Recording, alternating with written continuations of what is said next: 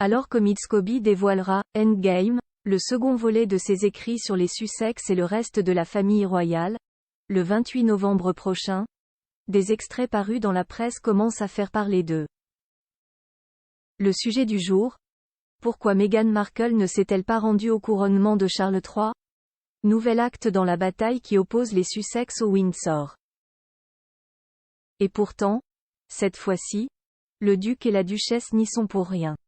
Le 28 novembre prochain, le journaliste britannique Omid Scobie dévoilera Endgame, son nouveau livre relatant l'évolution des relations du prince Harry et de Meghan Markle avec le reste de la couronne britannique, depuis la mort d'Élisabeth II jusqu'à aujourd'hui.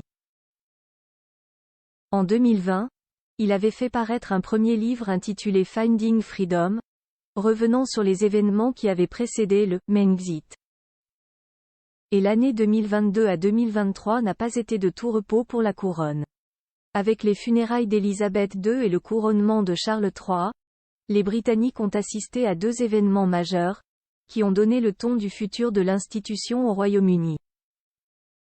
Si elle avait bien assisté aux obsèques de feu Sa Majesté, Meghan Markle ne s'était pourtant pas rendue à Londres pour voir son beau-père coiffer la couronne de Saint-Édouard, le 6 mai en l'abbaye de Westminster. À ce moment-là, la presse avait laissé entendre que la duchesse de Sussex préférait rester auprès du prince Archie, qui célébrait ce même jour son 4e anniversaire.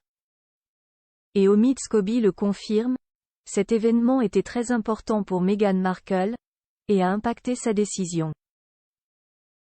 Cependant, un autre paramètre est entré en jeu. C'est une chose d'assister aux funérailles de la défunte reine par respect pour Sa Majesté, mais c'en est une autre d'assister au début d'un nouveau règne, écrit le journaliste dans Endgame. Plus grand que photo, couronnement Charles III.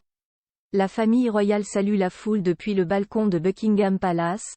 Sans le prince Harry, ce feuilleton mélodramatique qu'est la cour, à en croire les écrits d'Omid Scobie, Meghan Markle aurait pris la décision de ne pas accompagner le prince Harry à Londres le 6 mai dernier car elle refusait de se replonger dans ce feuilleton mélodramatique qu'est la cour.